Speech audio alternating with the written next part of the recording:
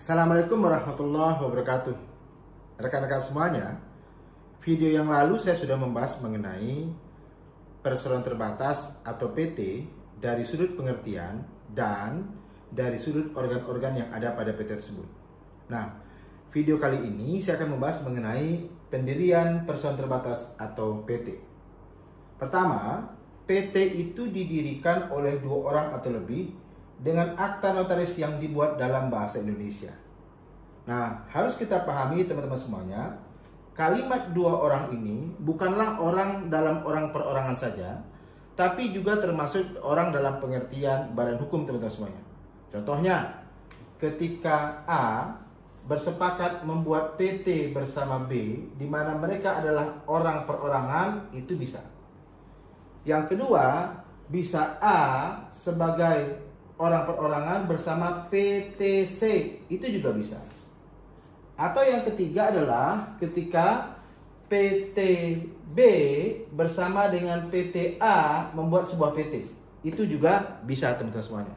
Nah, inilah makna yang pertama dari kalimat didirikan oleh dua orang atau lebih. Jadi minimalnya memang dua. Kenapa? Ayo ingat kembali dan lihat kembali di video sebelumnya bahwa yang namanya PT itu adalah persekutuan modal yang didirikan berdasarkan perjanjian. Sehingga apa? Pendirinya minimal dua dan dapat lebih teman-teman semua. Itu satu. Yang kedua, kalau mendirikan PT itu mau tidak mau, suka tidak suka, sesuai dengan aturan, Anda harus pergi ke seorang notaris. Di sini dikatakan dengan akta notaris teman-teman semuanya. Nah, notaris ini tidak ada ketentuan, umpamanya teman-teman ingin yang di kecamatan Anda, tidak.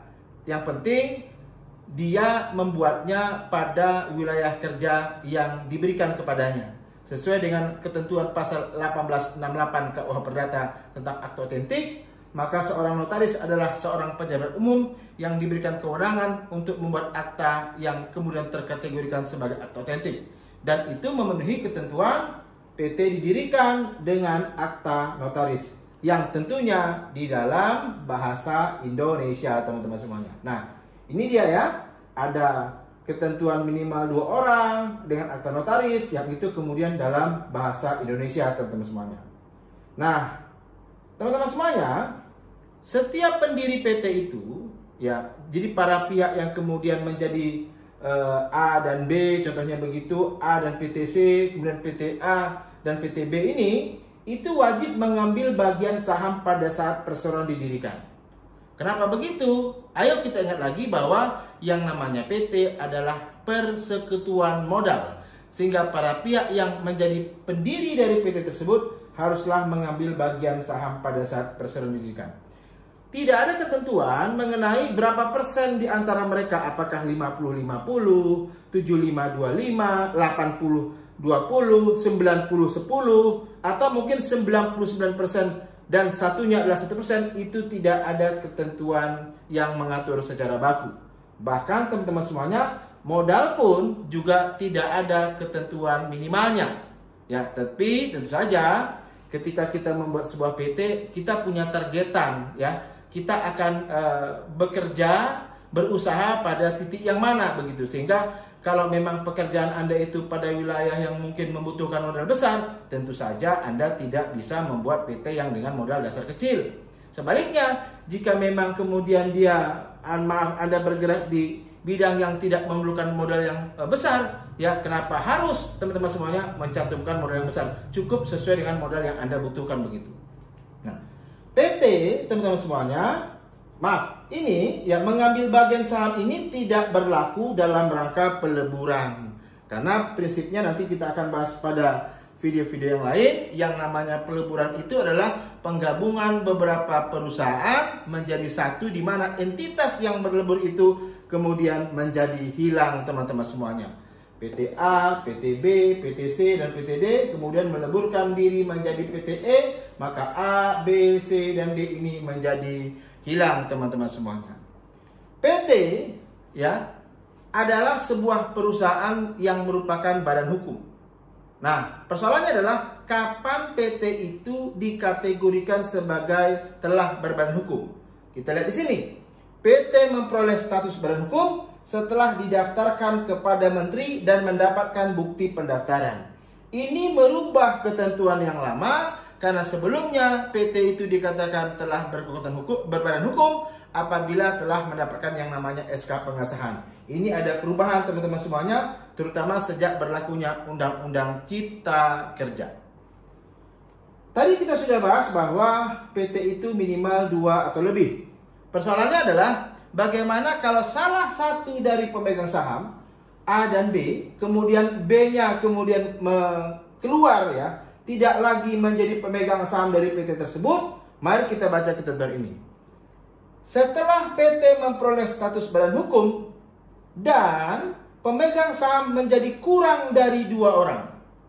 Itu nggak bisa sebenarnya. Kenapa? Karena kan harusnya minimal 2 karena dia persekutuan modal. Tapi jika itu terjadi, pemegang saham menjadi kurang dari 2 orang, maka dalam jangka waktu paling lama 6 bulan terhitung sejak keadaan tersebut terjadi, teman-teman semuanya, pemegang saham yang bersangkutan wajib 1. Mengalihkan sebagian sahamnya kepada orang lain, sehingga yang semula dia 1 orang karena ditinggal oleh rekan kerjanya atau rekan pemodalnya itu ya dari 2 menjadi 1, kemudian dia harus mengalihkan sebagian sahamnya kepada orang lain, atau perseroan mengeluarkan saham baru kepada orang lain. Apa maksudnya teman-teman semuanya?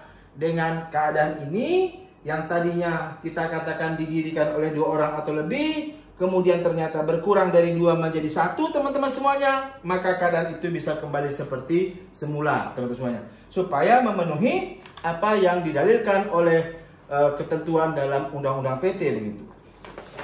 Nah, bagaimana jika teman-teman semuanya dalam jangka waktu yang tadi 6 bulan itu telah dilampaui atau dilewati? Apa akibatnya? Ya, dalam hal jangka waktu telah dilampaui, pemegang saham tetap kurang dari 2 orang. A. Pemegang saham bertanggung jawab secara pribadi atas segala perikatan dan kerugian perseroan. A, B, C membuat sebuah PT secara bersama-sama. Kemudian teman-teman semuanya, ternyata di sini ya B keluar dari PT tersebut. Ya. Kemudian A keluar dari PT tersebut. Tinggallah B. Setelah 6 bulan ternyata B masih sendiri sebagai pemegang saham. Maka akibat yang terjadi pada dirinya, 1. Pemegang saham bertanggung jawab secara pribadi atas segala perikatan dan kerugian perseroan. Ya, kenapa? Dia sendiri. Yang kedua, atas permohonan pihak yang berkepentingan, pengadilan negeri dapat membubarkan perseroan tersebut. Ini terjadi karena memang keadaan yang digariskan oleh undang-undang minimal pemegang saham adalah 2, sekarang tidak lagi terpenuhi, teman-teman semuanya. Masuk bahan yang berikutnya. Tadi kita katakan bahwa pendiri PT itu minimal adalah 2. Maka teman-teman semuanya, ternyata sekarang ada pengecualian begitu. Di sini dikatakan ketentuan yang mewajibkan perseroan didirikan oleh 2 orang atau lebih tidak berlaku bagi A. Persero yang seluruh sahamnya dimiliki oleh negara. Jadi seluruhnya menjadi milik negara. B. Badan usaha milik daerah. Ya, umpamanya ada BPR milik daerah ya, atau prusda yang ada di masing-masing perusahaan daerah. Ya, yang ketiga, badan usaha milik desa. Ini unik teman-teman semuanya, BUMDes istilah lainnya, dengan konsep kemandirian, kemudian berusaha dan semuanya. Sekarang yang namanya desa itu dimungkinkan untuk punya yang namanya BUMDes atau badan usaha milik desa. Daerahnya ternyata kaya akan sumber daya perkebunan, maka mereka mungkin bisa bikin tentang BUMDes penyediaan pupuk. Daerah mereka kaya dengan panorama alam, teman-teman semuanya. Mereka bisa mungkin bikin BUMDes terkait dengan pariwisata. Nah, dan yang keempat, perseroan yang mengelola bursa efek, lembaga clearing, dan penjaminan. lembaga penyimpanan dan penyelesaian, dan lembaga lain sesuai dengan ketentuan peraturan perundang-undangan di bidang pasar modal. Nah, teman-teman semuanya, sudah kita bahas ya tadi, ada beberapa hal terkait dengan pendirian PT. Semoga ini dapat membantu kita bisa paham tentang apa itu PT, kemarin kita bahas. Yang kedua, bagaimana cara mendirikan PT dan hal-hal terkait dengan pemegang saham dalam sebuah PT atau perseroan terbatas. Terima kasih teman-teman semuanya atas perhatiannya. Beri kami semangat terus. Semoga di 2024 ini kami bisa membuat video-video yang dapat memberikan pengetahuan bagi kita semua. Tidak hanya Anda, tapi juga menjadi bahan pengingat bagi saya bagaimana hukum itu diatur di Indonesia. Terima kasih. Saya akhiri. Assalamualaikum warahmatullahi wabarakatuh. Salam hormat dari saya, Irawan Harahap dari Kota Pekanbaru. Mantap.